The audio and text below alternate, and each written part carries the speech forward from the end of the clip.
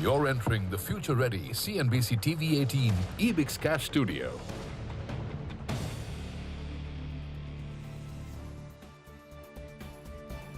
Hello and welcome to Global Eye. I'm Parikshit Luthra and our focus remains on Afghanistan. In a strong symbolic message, the Taliban formed its cabinet in the run-up to the 9/11 anniversary with plans to hold the oath-taking ceremony to coincide with the same date. The day marks the 20th anniversary of the attack on the United States on the 11th of September 2001. This comes as Afghan diplomats around the world have refused to pledge allegiance to the Taliban government. Even the Afghan embassy in New Delhi continues to fly the red, green and black national flag of the Islamic Republic of Afghanistan. This last week has also seen action on the intelligence front. Richard Moore, head of the UK's intelligence agency MI6, was the first to meet NSA Ajit Doval. That visit was followed by CIA Chief William Burns. The latest to arrive was Russian Security Council Secretary Nikolai Patrushev. He met NSA Ajit Doval as well as Prime Minister Narendra Modi. Meanwhile, following the BRICS summit, member nations Brazil, Russia, China and South Africa have supported India's perspective on the situation in Afghanistan. The countries have reiterated that Afghan territory should not be used for terrorism or drug trafficking in the neighborhood.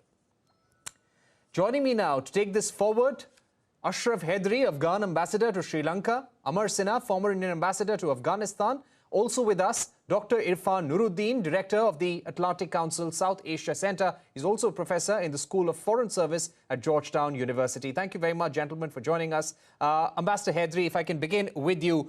We saw a letter by Afghan diplomats across the world rejecting the government that has been formed in Afghanistan by the Taliban.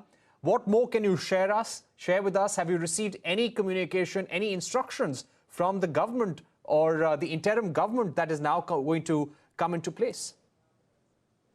Well, first of all, there is no government, as you just pointed out, and that's just the UN Special Representative to Afghanistan, Deborah Leon, reported to the UN Security Council the so-called interim government is completely exclusionary, and its top leadership consists of former offshoots of the Taliban from back 1990s and some recent faces, most of whom are sanctioned by the United Nations itself, and as well as certain other members are sanctioned by individual countries, members of the international community, particularly the United States. So, of course, a setup like this that is denying the United Nations humanitarian access to provide aid to the very millions of Afghan people who have the Taliban have displaced over the past 3 months,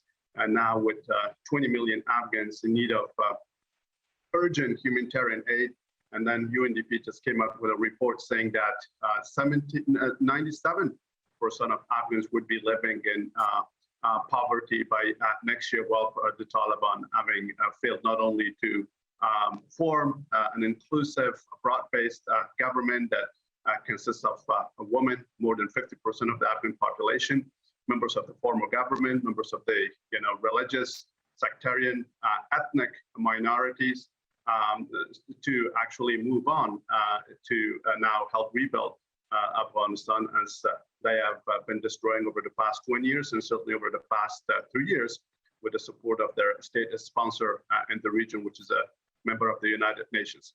So the report from the SRSG is very clear. If you go through it, it lays down everything. I don't need to talk about that or others and be blamed or accused of being biased. No, I mean, that's the reality on the ground.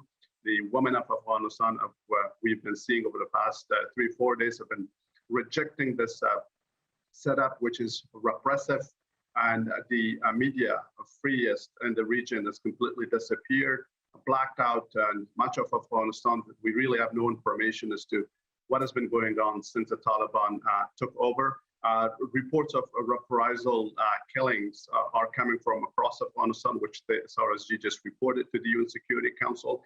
And Kabul itself, house to house searches are ongoing. Members of the former government were pulled out, beaten, taken away. The situation in Panjshir is even worse, very precarious. Places where they have, captured, of course, the resistance fighters have moved on and relocated, and other sub-valleys continue resisting, but the civilian population not only have been denied humanitarian aid, but they have been pulled out and targeted just on account of being from that area and on account of ethnicity. So that's the kind of setup that no one can accept unless and until it really changes in accordance with the conditions set by the international community for recognition, and as well as, more importantly, the basic demands of the Afghan people, including women, for the formation of a truly meaningfully inclusive government. All right. Okay, Ambassador Sinha, just to get you in now, before the formation of the government, we saw the visit of the ISI chief, Lieutenant General Faiz Hamid, to Kabul. He met Taliban leaders. Apparently, he got the different warring factions together to help this government come together in some form.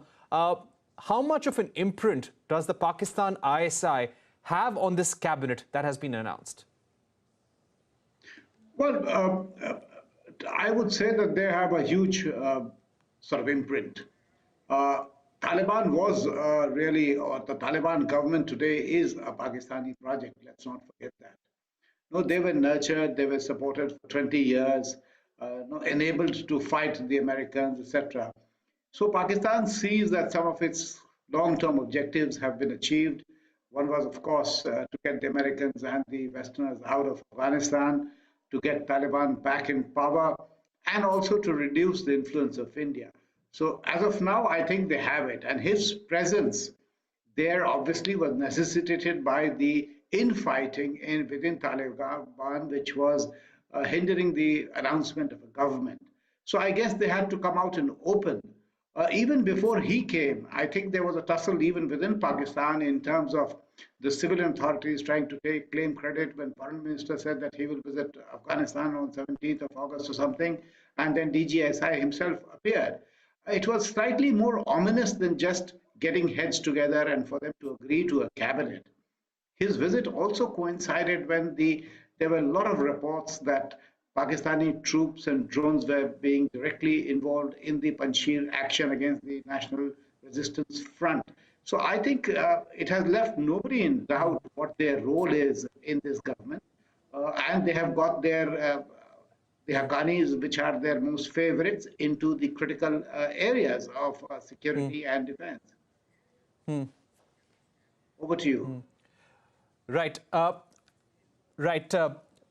Irfan, if I can get you in right now, just take a look at this cabinet. You, of course, have no ministers, but you have plenty of leaders, Taliban leaders, who face UNSC sanctions. Sirajuddin Haqqani is someone who carries an FBI reward of 10 million. He also has been sanctioned by the UNSC. Now, how will the US be proceeding against a government like this? How do you even talk to these leaders who face US sanctions, face UN sanctions as well? Thank you, Parikshit. You talk to them with a very narrow remit.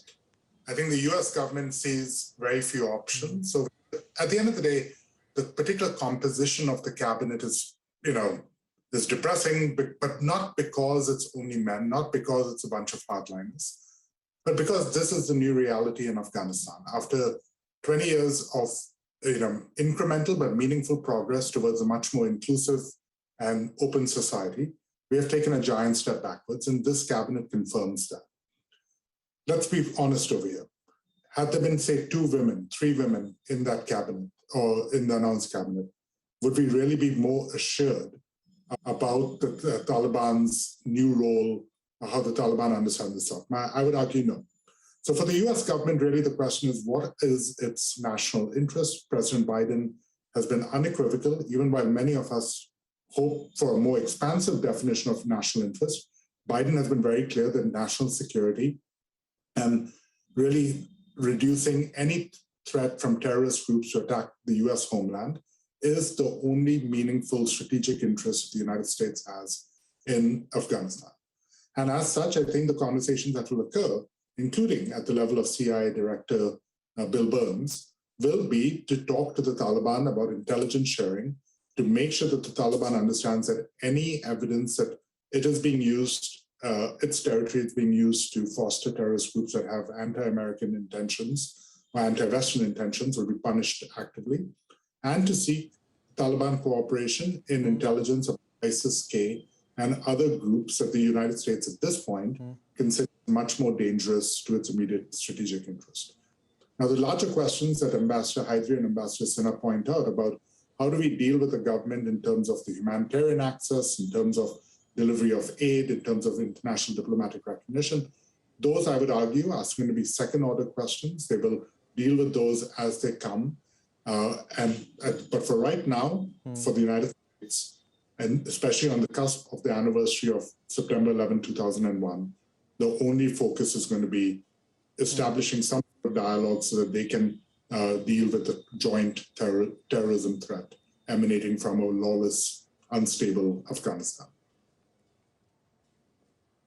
Right. Ambassador Hydri, if I can return to you, what about the likes of Amrullah Saleh? We are hearing that Panjshir has fallen to the Taliban, even though the National Resistance Front has been denying that, saying that they are still in control. What do we know about Amrullah Saleh and the NRF right now? What is the situation there in Panjshir, according to you, Ambassador Hydri? Panjshir has not certainly fallen. It's a very complicated valley, and then with the branches, sub-valleys, that's where I think the resistance fighters have retreated, and that's where, the leadership could also be there and commanding and leading the combat effort against the Taliban. The Taliban have mostly captured areas along the main road, and there's only one main road that goes through the valley all the way to the end. Those are the areas which the Taliban have captured, homes of some of these fighters, and of course, mausoleum of the Ahmad Shah Massoud, which was also desecrated and damaged, and the provincial government compound has been captured. Those are some of the areas the Taliban have captured, and they just, show them as if they have taken all over the province, which is far from, happening, simply because the Soviets did the same, and even I think in the first time around, the Taliban back in the 1990s tried to capture Panjshir many times, and they did so, parts of it, but not the province completely. So the resistance is there, I think, in accordance with their spokesperson, who provides, I think, frequent updates to international and regional media. But what is important is, I think, their demand. Their demand is simply consistent with what the Afghan people have been demanding. The women of Afghanistan, we've seen recently on the streets of Kabul, are demanding, the youth, the civil society, and the Afghan diaspora, and as well as the international community. All the recent meetings of the extended troika to BRICS, you just pointed out, came up with a very strong statement in support of various consistent positions by India, Russia, and others on the formation of such an inclusive and representative government. And soon SCO is meeting in Dushanbe, and I think here is another opportunity for Afghanistan's neighbors, all of them now, and the SCO to look at the situation in terms of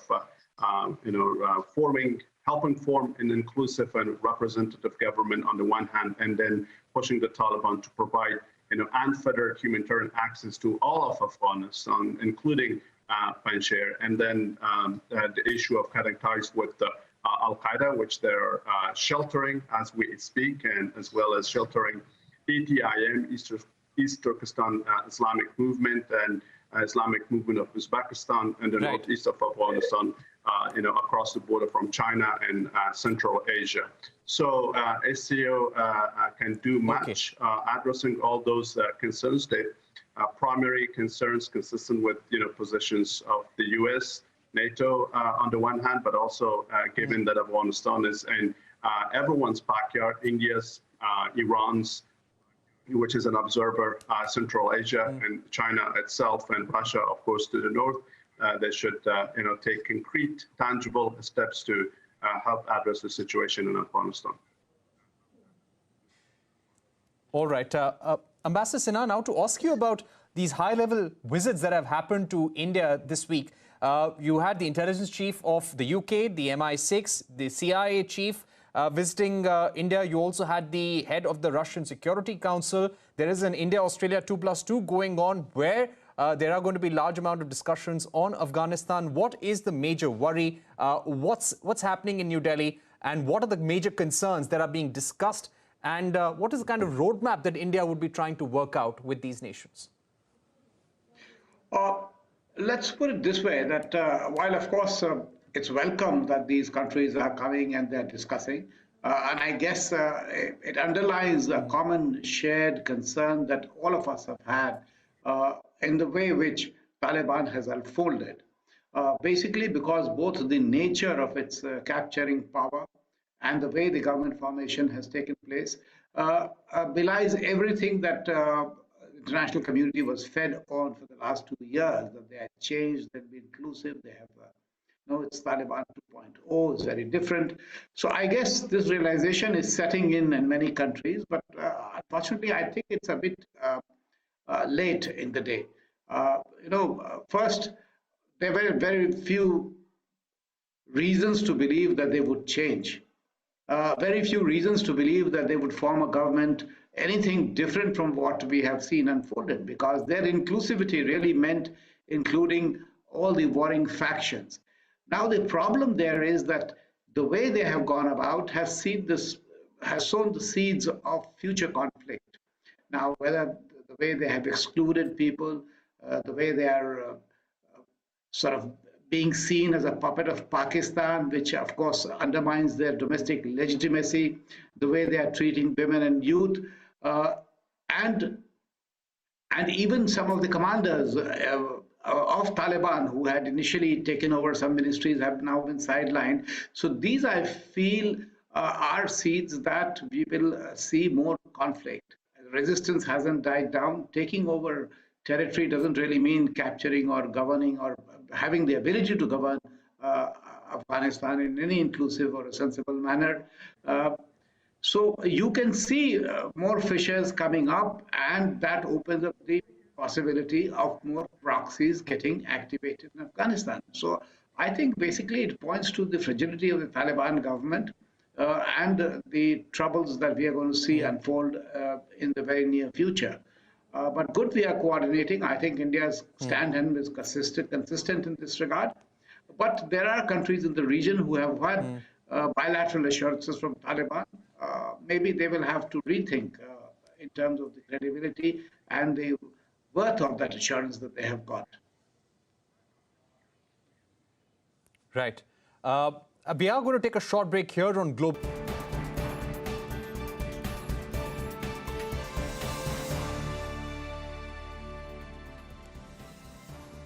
Welcome back. You're watching Global Eye. We're discussing the situation in Afghanistan, and reports are coming in that the brother of ex-Vice President of Afghanistan, Amrullah Saleh's brother, Rohullah Saleh, has been killed by the Taliban. I'm going to get in a reaction from our guests. Irfan, what do you think about this disturbing news coming in from Panjshir? What does this mean to the resistance there?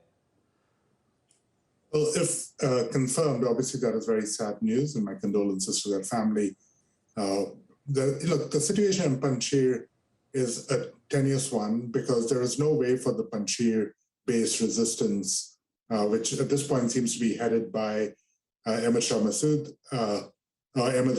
and possibly by the former Vice President Saleh, though what we are hearing on this end is that Mr. Saleh is currently also in Tajikistan. That has very little international support. There are no real supply routes that could equip it, etc.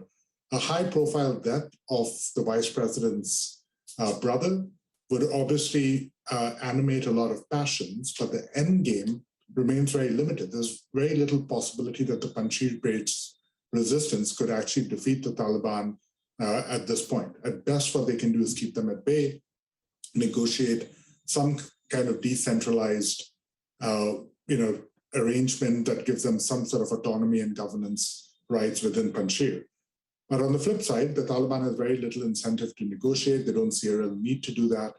And the killing of the VP's brother, again, if that's confirmed, would suggest that they have in a position where they're not feeling like negotiation is in their interest in the least, which means that if the fighting continues, could lead to a real uptick in bloodshed and fighting. So I think the international community, while pinning a lot of hopes on the Panjshir, has also not acted. There's no actions to support the words and rhetoric about Panjshir. There's no supply or plan to supply troops, to supply weaponry, to supply finances to Mr. Masood and his fighters in Panjshir. So I think we're going to see very quickly for that to end, for some sort of negotiation to occur, and hopefully for not a lot more people dying. But anyhow, if that is true, Parikshit, that's very sad news.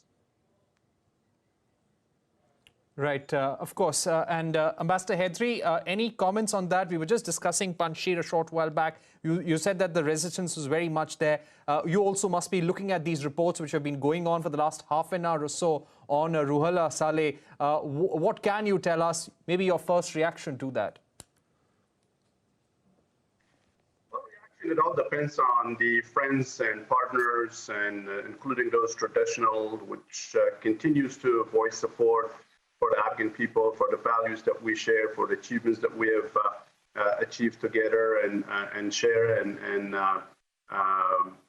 understand that needs to be consolidated further. And I think that needs the kind of support that which the other panelists pointed out, that Panjshir is very much besieged. Remember, the Taliban are attacking Panjshir from all different sides. If there is no supply route, yes, there's no question about the bravery and courage of the Panjshir people, just knowing from the name of their problem, the 5 lions, and we know that lions don't give up easily. And of course, the rest of Afghanistan are lions, simply because, yes, the war has ended, but the status quo doesn't mean, the end of the war doesn't mean the end of Afghanistan's resistance for, sustaining our freedoms and sustaining our very national identity as to who we are, Afghans, standing for independence, sovereignty, and total freedom from any kind of foreign control. So it is very unfortunate. It's very tragic that so many young Afghans, not just in Panjshir, but these days, unfortunately, in Panjshir, but across Afghanistan, have been killed, wounded over the past 20 years, and certainly the past 3 months since the surrender agreement between U.S. and the Taliban was signed, and then later on that encouraged the escalation of violence against the Afghans and the distraction of the state institutions and the employees of the government. So this is just a continuation of that. Right. It's unfortunate that it is happening. That's why it is time for the international community, those that just come up with statement after statement and visit after visit. You just talked about the visits by the intelligence chiefs of different countries to Delhi. Delhi itself has been very outspoken and speaking in support of the Afghan people. But it's really time to, walk the talk. There's a lot of talk, and when it comes to criticism and consensus on the support for the Afghan people, on the support for, the resistance in Panjshir, on the support for, the consolidation of the gains of the past 20 years, and for Afghan women. But when it comes to, action, tangible action, tangible walk on the talk, it's not there. I'll give you an example. The United Nations just 2-3 months ago launched this appeal for $1.3 billion, and that's still only 40% met. And that speaks to that fact that there is talk, but there is no action. So that's why the Afghan people, unfortunately, feel betrayed. Their democracy, their freedoms, everything, all these core human values, consistent with the principles of the international law, humanitarian law, human rights law, the Declaration on Human Rights, and the very Charter of the United Nations, Chapter 7. Everything has been violated, and unfortunately, we know the perpetrators, state actors behind all of this. The intelligence chiefs know all the details, but unfortunately, no one is acting. Everyone is talking, and these days, Iran only, the talk is so much on the evacuation of 200 people, and then another 600 left. And, look at the statements from the U.S. Congress. All they care is about, those few, American citizens is stranded or those that work with them, Hedri? but not the rest of the Afghan people or the Afghan resistance, and for the same values, fighting for the same values, right. and same achievements that we have, achieved together in terms of both blood and treasure. So now we know the facts as they happen, right. And everyone is watching on shows like yours. Hedri, we're running out of time. They ask the question. All right, we've run out of time, but I'd like to thank all our guests who joined us today to give us a perspective on what's been happening on the diplomatic front and disturbing news coming in from Panjshir as well. Ambassador Hedri, Ambassador Sinha, Irfan Nuruddin, thank you very much for joining us here on Global Eye to share your perspective. With that, it's a wrap on this edition of Global Eye. Thank you for watching. Stay tuned to CNBC TV18 for more updates.